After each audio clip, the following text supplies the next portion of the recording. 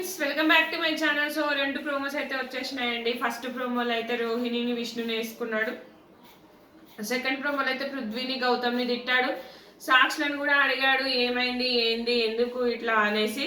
So ఇక్కడ గౌతమ్ మీద full serious అయ్యాడు, పృథ్వీ మీద కూడా ఫుల్ సీరియస్ అయ్యిండబ్బా. ఏం లేదు వీళ్ళు నాకు సార్ మాట్లాడుతుంటే మధ్యలో వీళ్ళు మాట్లాడుతున్నారు, ఫుల్ సీరియస్ అయ్యిండు.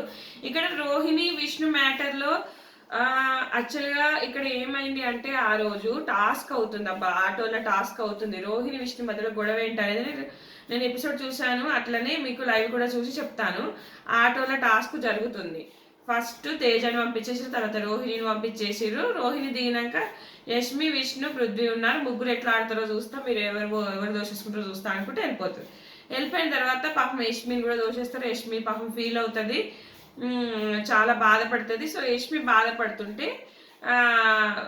అక్కడ రోహిణి మాట్లాడుతుంది అనమాట. రోహిణికి చాలా కోపం వస్తుంది, ఎందుకంటే యష్మిని దించడం కూడా కోపం వస్తుంది. ఎందుకు అంటే అక్కడ అంతకుముందు రోజు యష్మి సహాయం చేస్తుంది పృథ్వీకి. ఆ రోప్ టాస్క్ అది పట్టుకుంటారు కదా, థర్డ్ టాస్క్లో పృథ్వీకి నా దాని మీదకి రాని హెల్ప్ చేస్తుంది, రక్షిస్తుంది, తోసేయదు అనమాట. తన గేమ్ కోసం తోసేయదు. యాక్చువల్గా మంచిగా ఫ్రెండ్షిప్, పృథ్వీ అంటే ఫ్రెండ్షిప్ ఉంది కాబట్టి ఆ అమ్మాయి అట్లా బిహేవ్ చేసింది. సో ఇక్కడ కూడా యష్మి ఆటో నుంచి దిగే ముందు విష్ణుతో ఏమంటది అంటే, లేదు నువ్వు ఆల్రెడీ మెగా చీఫ్ అయినావు కదా విష్ణు, నాకు లేవు, నన్ను కానివ్వు అంటది.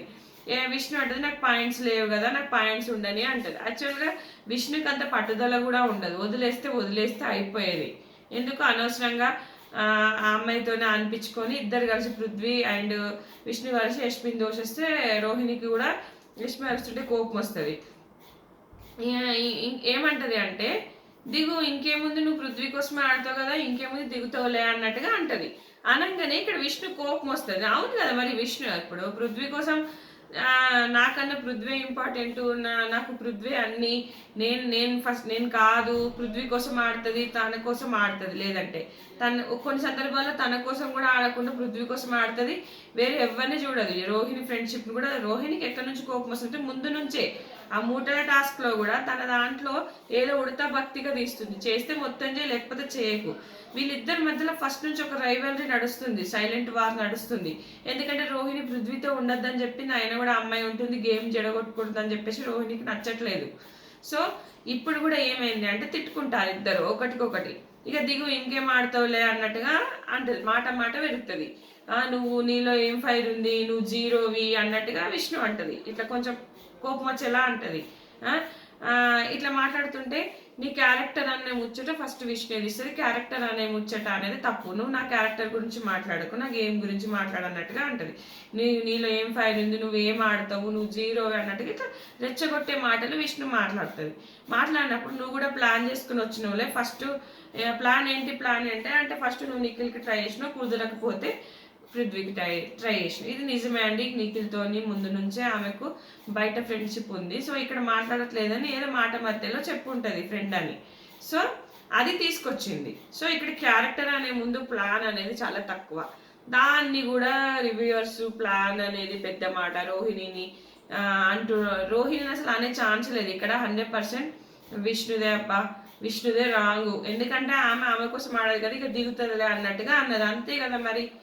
అక్కడ నాకన్నా పృథ్వీ ఇంపార్టెంట్ అన్నప్పుడు ఎవరైనా ఆ మాట అంటారు. దానికి వీడియో లేచి చూపిస్తే విష్ణు అంటది మొత్తం వీడియో వేయలేదు, అది వేయలేదు, ఏముంది అందులో. నేను లైవ్ చూసిన ఎపిసోడ్ చూసిన, 100% అక్కడ విష్ణుదే రాంగ్ అబ్బా, పక్కా విష్ణుదే రాంగు నాకు తెలిసినంత వరకు.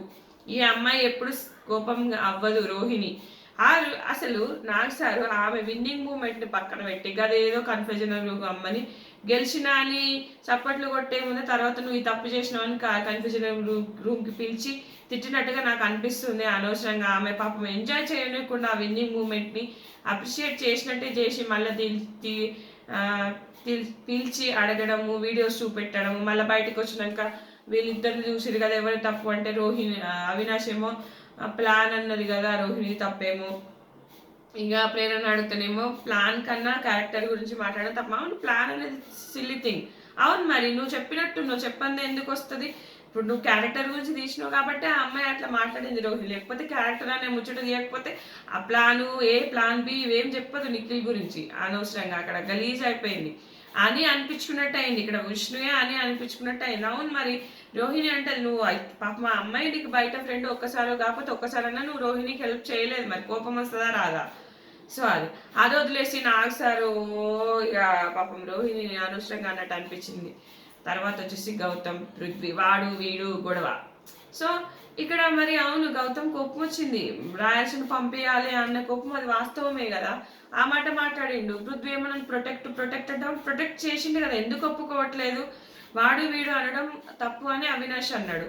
ఇక్కడ నాకు సార్ మాట్లాడుతుంటే గౌతమ్ మధ్యలో మాట్లాడతారు. 100% గౌతమ్కు కాన్ఫిడెన్స్ వచ్చింది, ఖచ్చితంగా బయట ఓటింగ్ ఉంది, బయట బాగుంది అన్నప్పుడు ఇదివరకు కొంచెం సైలెంట్గా ఉండేప్పుడు. నా సార్ కూడా గౌతమ్ విషయంలో చాలా మిస్టేక్ చేసిండు, నాన్నని అన్నట్టుగా బ్లాబరీ చేసినవని, ఇప్పుడేమో నేను మాట్లాడుతుంటే మాట్లాడక ఐఎమ్ నాట్ హౌస్ మేట్, నేను వేరే ఇక్కడ నా గురించి అట్లా మాట్లాడద్దు అన్నాడు.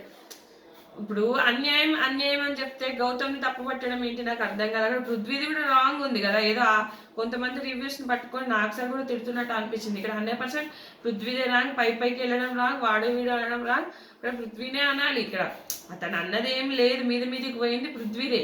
అసలు చిన్న పాయింట్స్కి నువ్వు ఏం పీక్కొట్టి బొచ్చు పీక్కోడు. అవును మరి కోపంలో వస్తాయి మాటలు. అక్కడ నాకు సార్ మాట్లాడుతుంటే గౌతమ్ మాట్లాడుతుంటే నాకు సార్కి కోపం వచ్చి గౌతమ్ని అనేస్తున్నాడు. కానీ ఇక్కడ పృథ్వీని కూడా అన్నాడులే, వెంటనే పృథ్వీది కూడా అన్నాడు. అక్కడ విష్ణుకు ఏదో హైప్ ఇచ్చినట్టు అనిపించింది, నువ్వు ఎందుకు పైకి వెళ్తున్నా కొద్దీ గొడవలు అవుతాయి, శత్రువులు మిత్రులు అవుతారా అని చెప్పేసి అక్కడ విష్ణుకి కొంచెం సపోర్ట్ చేసినట్టుగా అనిపించింది. రోహిణిని కిందకి దించినట్టుగా సాక్షిని అడిగి అన్నట్టుగా అనిపించింది. ఇక్కడ కూడా గౌతమ్ని కిందికి దించిన, కానీ ఇది గౌతమ్కి అయినా రోహిణికి అయినా చాలా మంచిదే. ఫుల్ ఎపిసోడ్ చూసినాక అయితే మాట్లాడుకుందాం. 100% ఇక్కడ కొంచెం ఓజీస్కి కొంచెం బయాస్డ్గానే అనిపిస్తుంది నాకు ఎప్పుడు నాకు సారు. చూద్దాం, మెచ్చుకొని ఆ అమ్మాయిని అనడం కానీ, గౌతమ్ తప్పు లేకుండా కూడా గౌతమ్ అనడం కానీ. ఇప్పుడు అతను మీదికి వచ్చిండు, ఉన్న చోట ఉండి మాట్లాడుకుంటే గౌతమ్ ఎప్పుడు లిమిట్స్ దాటి మాట్లాడాడు చాలా వరకు. అప్పుడు ఉన్న సీజన్లో ఇంజక్షన్లు కూర్చుకున్నావు అనడం కానీ, లేకపోతే శివాజీని కొంచెం ఫైర్ అవ్వడం కానీ, అట్లా ఫైర్ అవ్వడం వల్ల కదా కొంచెం ఓటింగ్ అనేది అప్పుడే ఒక మంచి పర్సన్కి వెళ్తుంది. కానీ శివాజీ వచ్చి కూడా రాంగ్ చేసిండు కదా, అంత మెచ్యూర్డ్ పర్సన్ ఏంటి విష్ణుని విష్ణు ఏమాడిందని ఫస్ట్లో పెట్టిండు. సో అదే నేను చెప్తున్నా, ఒకసారి ఉన్న మైండ్ సిచ్యువేషన్ ఇంకోసారి ఉండట్లేదు. అక్కడ ఇంజక్షన్స్ కూర్చుకుంటాడు అనడం అయితే అవన్నీ 100% రాంగ్ అక్కడైతే. సో ఇక్కడైతే మాత్రం గౌతమ్ అయితే రాంగ్ లేకుండా కూడా నువ్వు రాంగ్ అనడము. గౌతమ్కు కాన్ఫిడెన్స్ వచ్చిందిలే కొంచెం, నాకు సార్ మాట్లాడేటప్పుడు మాట్లాడదు, ఎంతైనా పెద్ద ఆయన రెస్పెక్ట్ ఇవ్వాలి, మాట్లాడినప్పుడు మాట్లాడకూడదు. సో అది కోపం వచ్చినట్టుంది. సో పూర్తి ఎపిసోడ్ చూసాక కానీ మనకు అర్థం కాదు ఎవరు ఏంటి అనేది. సో పాపం రోహిణికి అయితే లేపి మళ్ళీ ఏదో కన్ఫ్యూజన్ రూమ్ పిలిచి కొంచెం బాధ పెట్టినట్టు అనిపించింది. సో ఇది ఫ్రెండ్స్, ఈ వీడియో నచ్చితే కనుక లైక్ చేయండి, షేర్ చేయండి. Thanks for watching.